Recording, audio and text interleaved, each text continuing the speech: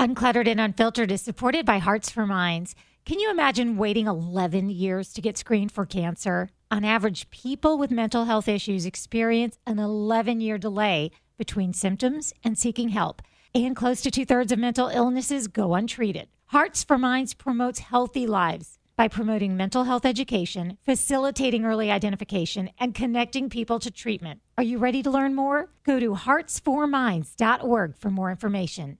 Did you know that Uncluttered and Unfiltered is a passion project created to reach and connect a community of women over 50? Growing production and promotion costs can be a challenge, and your support means the world. When you join our Patreon bonus club, you'll have access to a ton of otherwise unavailable video content, plus commercial-free episodes and a private chat community where Christine and I will answer any questions about the upcoming series, Organizing Eden, which is really for all of us. Plus, we have a few surprises as well coming your way. For just $5 a month, you'll be helping us grow this incredible sisterhood. And if that's not possible, hey, we get it. Truly, the most incredible way you can support us is just by telling one friend about Uncluttered and Unfiltered. And thank you. We love that you're here.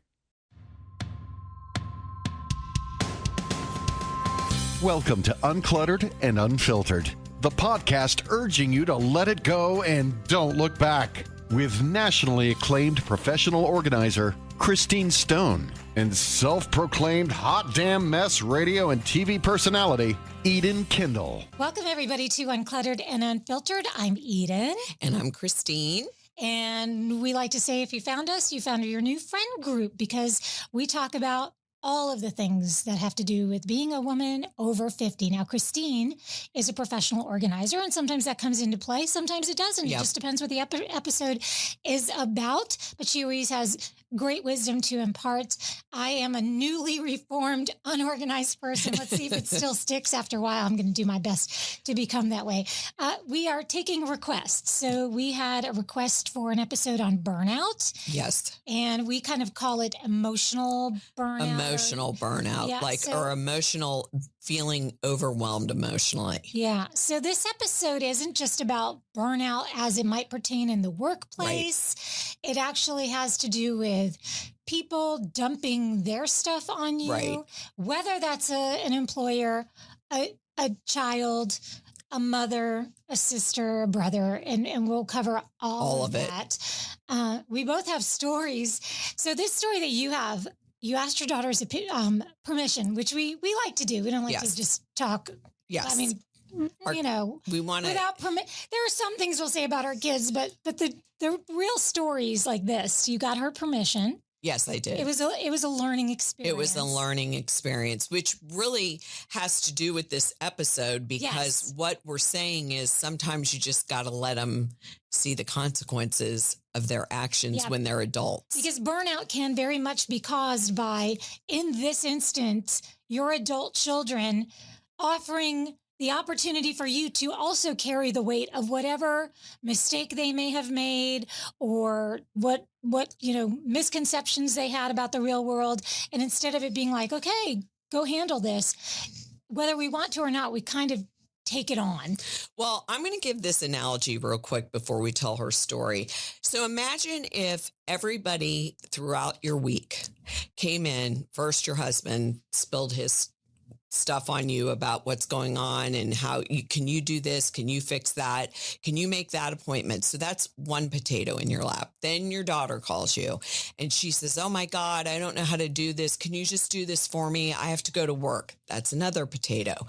Before you know it, you have a big sack of potatoes in your lap and everyone else has gone on with their life. Yeah. But you've got everybody's crap in your lap, potatoes. This episode is trying to figure out how to get rid of that in your life, because part of it is when you have kids or siblings, there's a pattern going on. Mm-hmm. Kids, when they're young, they look to you for advice. They're young. They don't know how to do things. That's normal. And then you set up the child-parent relationship. And this goes on forever. But then at some point, and I even wrote this down because I thought this was so important. At some point, what we tolerated as a younger mom, because we had the energy back then, we can no longer do. We're tired. We have aging parents. We may have health issues ourselves, things going on at work. We're going to retire. We have our own issues. We have our own shit going on. Yes, we have our own stuff. And, you know, we also have come to the conclusion we don't have a lot of time left on this earth. We don't really think that way before 50, 55, but you start to think that way when you hit certain ages and you say to yourself, do I want to be doing this for the rest of my life, where everyone comes, dumps their stuff on me and leaves and has a great life and goes about their day? Yes. So that's why I think this episode really, really fascinated me, because I think, especially with adult children, I think that you have patterns and you try to break them and people don't like it, whether it's with your kids, your girlfriends, your husband. When you try to make changes, people like you the way you are because you were easy to like be a pushover, or you were easy to dump everything on. And then, you know, I mean, how many times have you said to your daughter, they'll cry about something, they'll want to fix something, and then by the end of the day, you'll call and go, so how are you? Fine, why? And you'll be like, what? Oh, my daughter sent me a text the other day. I don't want to get off subject from your story, but she sent me a text the other day from work saying, oh my God, I'm so embarrassed of what just happened at work. And so now I'm hanging on threads, and I still have that feeling like they are an extension of my own body. Right. And I'm feeling secondhand embarrassment for her. I'm worried if she's done something at work that's going to have a big possibility of getting in trouble. Like, what's going on? Hours later, she gets back to me, and it was like ripped pants or something inane. She just forgot to get back to me and tell me what it was. She handed me a potato and forgot to come get her potato back. Right. And also that story, thinking of that story, I think texting, we didn't have texting back in the old days. So there's so much easy communication between parent and child that you feel guilty. Guilt comes into play to this. Like, I can't ignore that text. Right. I can't Although they'll ignore yours. Right. They'll ignore yours all day long. But you, as going back to the mother child, you say, oh God, I can't do that. Mm-hmm. What if like their car's on fire, they're drowning in a lake? Like, you can do something about that right that second. You know what I mean? Mm-hmm. So I think what I learned from kind of looking at this is, what are we getting out of it? Right. We're not getting mashed potatoes out of this. We're just getting a bad back from carrying the potatoes. Right. But are we also getting something else out of it? Oh, like, do we enjoy those potatoes? Do we enjoy those potatoes? Do we want them in the first place? Are we inviting those potatoes? Well, because how does it make us feel? It makes us feel needed. It makes us feel loved. And although we don't like it, who are we without all those potatoes coming towards us? Well, I'll even add another feeling. There's the feeling of being disconnected. So if you're having problems out there and solving them yourself, and you're not telling me about every single problem, now I don't know if you have a problem. Maybe you've got a problem. If you're not telling me your problems, I might be worried that you have one. So yeah, I don't worry about that. Well, I've that ship has sailed for me. About if they're not telling me. That's a good thing. Yes. But for me, I wonder, and I'm not really there either because I feel like they're telling me all of them. Right. And I think because my kids are of a different age. Yeah, they're little. They don't tell me as much anymore because I think that I've kind of shifted on how much I'm going to help and do, because I think it's a disservice to your adult kids when you keep doing things for them and then they don't know how to do anything as an adult. And then I worry, okay, I don't know if all of you out there worry. Then I worry, what if I drop dead of a heart attack or in a car accident, something very unexpected? They're not going to know how to do anything. And then they'll never go to the dentist again. They'll never make a doctor's appointment. Get an oil change. Right. Nothing. And so then I thought, this is where it's got to begin, because I'm not a young spring chicken. And so I think letting them make their own mistakes, learning from their mistakes, giving them the ability to know they've got it. They can do it. It's going to be great. You've got this. You know how to do it.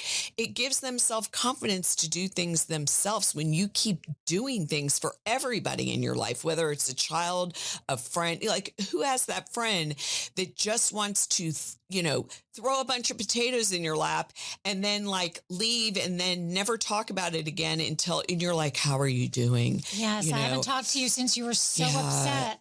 Oh, shoot. We've had 3 girls' nights out since right. then. Or I met a new guy. What do you mean? That was the old guy. I don't even see him anymore. Now. Right. Oh, did I not tell you it's benign? Right. No, that would have been good information. Thank you. That's what I mean. I've been praying for you heavily. Exactly. You could tell me.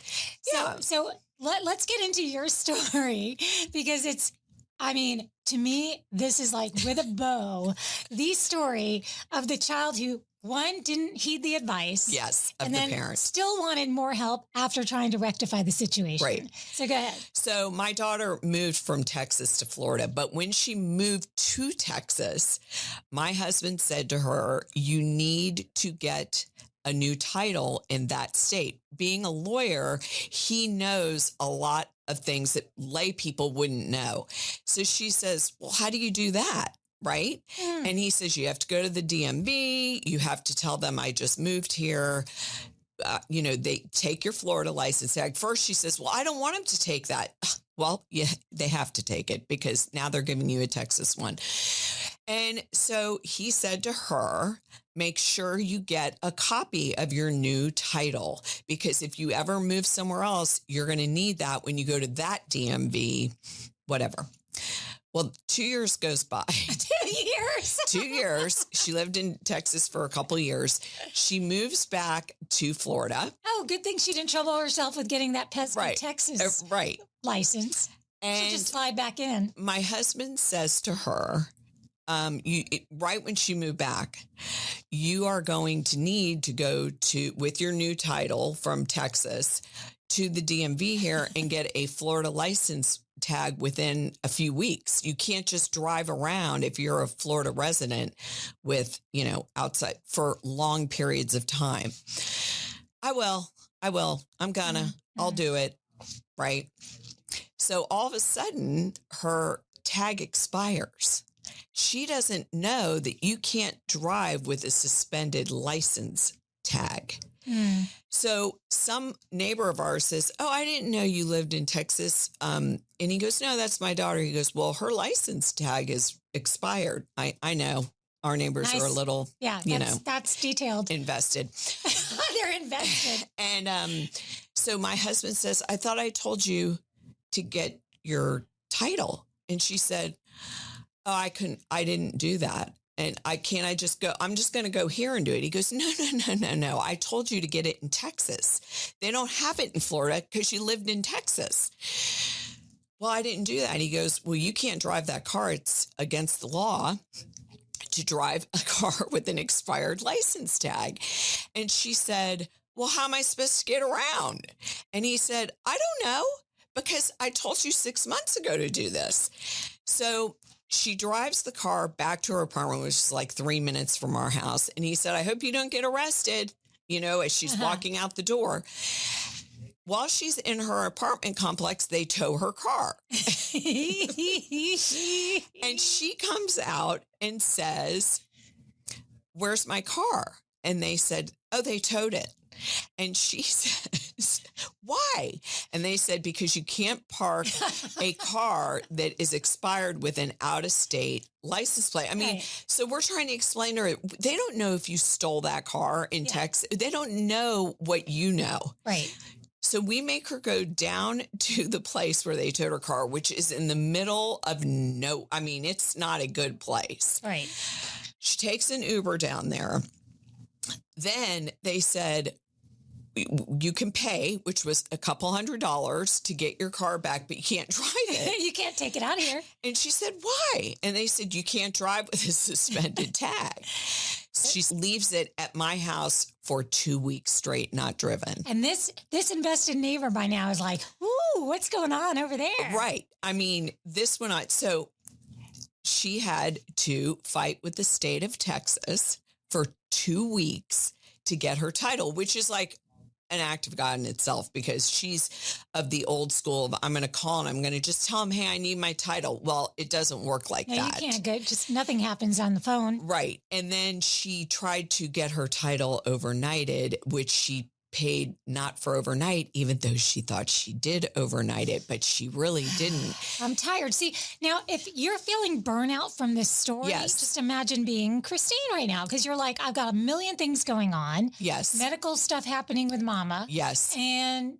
you're dealing with this. And also, you know, she was pulling at my heartstrings a little bit, like, I had a hair appointment. I mean, it takes months to get into her. Can't you just drop me off? I'll take an Uber back.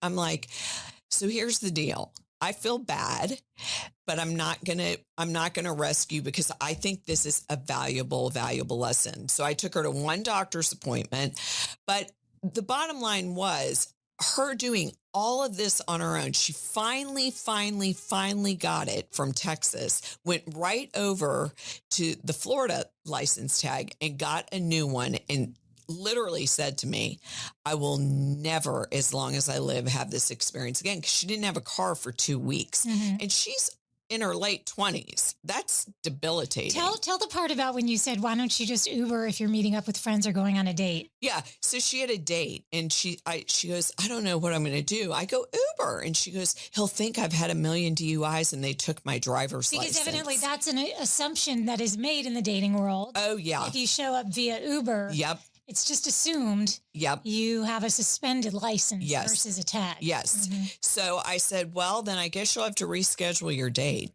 because how awkward. I go, first of all, you know, I go to bed at 6:30 at night, or I'm at least in my pajamas. So unless you want me to drive you in my pajamas with my hair up in a ponytail, which I don't think you do. And how is that better anyway? Right. How is that? But you still have to get back. You still have to explain why. Right. Yeah. So anyway, it's things like that that really make you think, how much more of this can I do or take? And that's just one example. That's your adult kid. Uncluttered and Unfiltered is supported by Hearts for Minds. Can you imagine waiting 11 years to get screened for cancer? On average, people with mental health issues experience an 11-year delay between symptoms and seeking help.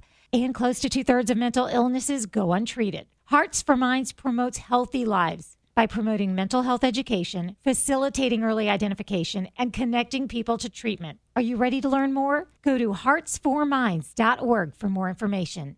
Over on our ladies only Facebook page, we asked, just for fun, what are some things that your adult kids didn't know how to do that you were unaware and blindsided by? Laundry, addressing an envelope. Some of that is just a sign of our times. That's a sign of our times. And truly, you could all put that back to us while they were living in the house. Yeah.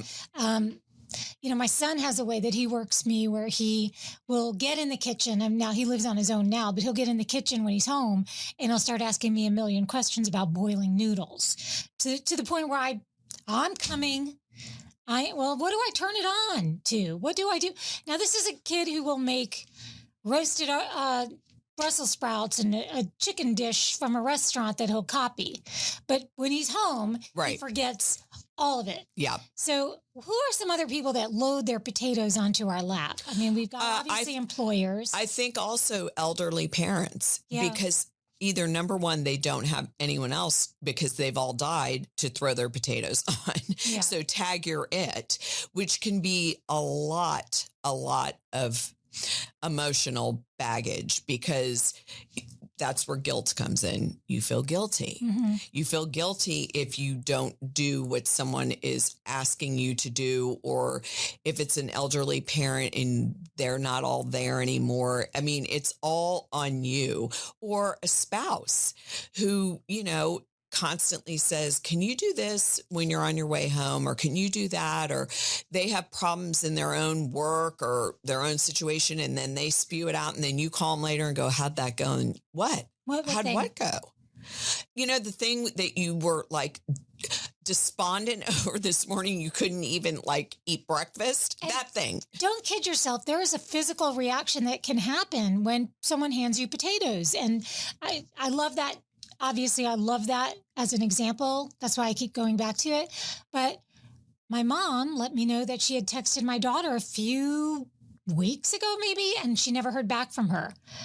My stomach hurt. Now I'm in between two draining people, no offense, but when you have a physical reaction to something someone says, and then a physical reaction to something the other person says, and then now one person's got a problem with the other. Right. Now you're being drained. Because it's two people it's like throwing hooking potatoes a battery up to you from two sides. Yeah. Well, that's one thing not my circus, not my monkey. That's my other statement. Yeah. If it's nothing to do with me personally, I don't get involved at all anymore. I'll say to the grandmother, she's a busy kid. I don't know. You could keep trying to text her. If it's my daughter, listen, I don't want to get in the middle of this. If you don't want to call her, just text her. If not, I try not to get involved in everybody's little minutia because it just is so emotionally draining in my opinion, at this age. You don't have the bandwidth that you used to have to deal with every person in your life's stuff. So the takeaway that I'm hearing is that it's more about changing the way you're receiving the potatoes than it is about trying to change the people around you who are handing them to you. In other words, stick your hands in your pocket and say no thank you when they come up to you trying to hand you a big bag of shit. Well, and I think you also, the first thing is you have to communicate. I am very good now. I wasn't a long time ago, but I'm very good about saying, okay, I've been going. I'm exhausted. And you're really good now. You say, I'm going to take a nap. No one's interrupting my nap time. You have to be clear. And if you can't be clear, you have to ask yourself, why can't I just tell the truth and be honest? What's the worst that can happen? And that's why I think people are scared to do it, because you may lose that person that you deeply love or that you love because they don't like change. They want to spew everything to you, no matter who it is in your life, and leave you with it and then move on, because that's the pattern of the relationship. And so I think setting boundaries, telling people how you really, really feel, I can go, me, till 7:30, and then I'll probably bail out after that, or 8:00, whatever, and state it ahead of time. Mm-hmm. So people aren't like, gosh, friendships, a lot of it as you get older, you lose some friendships because everyone's going in a different world. Some people may be widows or widowers, mm-hmm. you have different friends. And as you get older, they may just want you as the friend they vent to. Mm-hmm. You know what I mean? I think that one of the best things you can do for yourself really is acknowledge what it is that is making you want people. And we're not accusing, and I'd be talking to myself more than anybody else, of saying you're asking for it. You ask for it. You're trying to be a martyr. But in a way I am, because I don't want a disconnection. So I have to decide, what do I want more? To feel needed, to know that I'm the first call. Yep. Or do I want to be the first call, or do I not want to be the first call? I've got to ask myself that question, because I love sometimes when my kids feel they can come to me with whatever it is that's going on in their life. But what I have to get away from, if I can't get away from that feeling of, it's like they're an extension of me, so I'm physically feeling whatever pain they're feeling. If I can't get rid of that, I have to stop inviting them to share everything with me. Right. And that's what I did. You can't have it both ways. You can't, and you really cannot have it both ways. You cannot spew everything out to your mom and then think she's going to forget about it.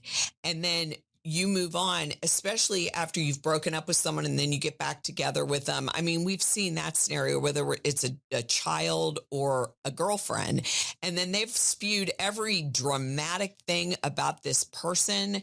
And you're like, ew, why are you even knowing this person? And then they get back together with him, or they bring him over to your house. And you're like, what the hell happened? So I just think I'm in the zone of, I don't want to know unless I'm on a need to know basis. That's what I call it. Mm-hmm. And I also now learn to protect my emotions, meaning I don't have the energy to deal with everybody's drama. I used to be good at it. And you're very empathetic. You're a very empathetic person. Thank you. I feel like I'm very empathetic. Even, whether it's even from just you're someone who could tear up at a commercial. Yes. So I'm your crying friend. You are my crying friend. I think I'm the person who wants to feel like everyone needs me, and you're just the person whose heart gets touched so much. Right. So we're both in a situation where we take on that feeling of, that's what burns you out. That feeling of like, I've got a problem, even though it doesn't affect my life at all. If you've got a problem, I feel like I've got a problem. And then that's not a feasible way to live your life. You can't carry everyone else's problems. You can only have your own. Well, and like I said earlier, when your kids, like my older daughter is a mom now with a child, and yes, she asks for advice about her situation, whatever. But I always say to her, well, why don't you and him discuss this amongst yourselves? Because he's so smart at these things, and, it's your life. And, I don't want to really get in the middle of things anymore. I feel like you're doing them a disservice as they get older. I mean, yours are still young, 20, mine are, one of them's 34. So, I mean, we're talking way older. You just need to, I feel like most of the decisions I made, even if they were bad ones, I learned a valuable lesson and I learned something from it. And I feel like if I keep fixing, because I'm known as the fixer, if I keep fixing everything, no one's going to ever get to that point and be able to fix their own stuff and learn from their own stuff, whether it's a girlfriend, a brother, a sister, anyone in your life. You have to learn to be honest and open communication. What's the worst that can happen? If they don't want you in their life anymore, I would say that's pretty selfish, that I only want you if I could dump on you. If not, you serve no purpose to me. Another analogy could be if you've ever worked in a workplace that's pretty corporate and they have work tickets where, like, let's say you have an issue with your computer. I know at one of the TV stations I worked for, if you had an issue, you would put in or even when you call a company to complain, they open a ticket. So by opening a ticket means we're working on your issue for you. And once it's resolved, we will close your ticket. Well, if every time somebody calls you with a problem, you open a ticket for them, imagine the burnout an IT guy at a company would feel if somebody from every department in that company had called him on the same day or same week or even same month, and you had all these open tickets with no resolution. Maybe their computer was fixed and they never told you, or maybe it's just still ongoing and it's waiting for you to give it attention. Instead, you could just say, here's what you can do to fix it. You're on your own. Or an open-ended question like, are you asking for my advice? I love that. That's what I say all the time now. Are you asking for my advice? Because inevitably, whatever you say gets thrown back at you. If it didn't go the way they wanted it, and you told me to do that, you said it would work, and then you have that problem. So that's where I am now. Are you asking me what I would do if it were me? Right. And if not, if they say, well, I guess, or I don't, then say, this is what I would do, but that doesn't mean you have to do it. It just throws it kind of back at them, knowing that every time anybody says that, you're saying that. I love that. Thank you. I love it. You should have a podcast with words of wisdom like that. That was excellent. Well, are you asking me for my advice? Right. Because through the years, I have learned when you give advice, they'll act like I didn't ask for your advice, even though they really did. So I think it's best just to say, are you asking me or are you just venting? And then maybe they're just venting. Okay. Great words of wisdom there. We appreciate everybody for being with us and for giving us that topic, okay? Because that is a topic that we've really enjoyed kind of delving into. Right. We can go deeper into it another time. And in the meantime, what we would love for you to do is join us on Facebook in our Ladies Only page. That's free, of course. We do have an option, like a bonus club kind of deal on Patreon. That's where you'll get these episodes commercial free and with video. And also a lot of bonus content is on there too. But the main thing there is for $5 a month, you're kind of help us to cover some costs because there are production costs involved in putting on a podcast every single week. So Thanks, everybody. How should we close this time? When people are handing you the potatoes, you can let the potatoes go. And don't look back.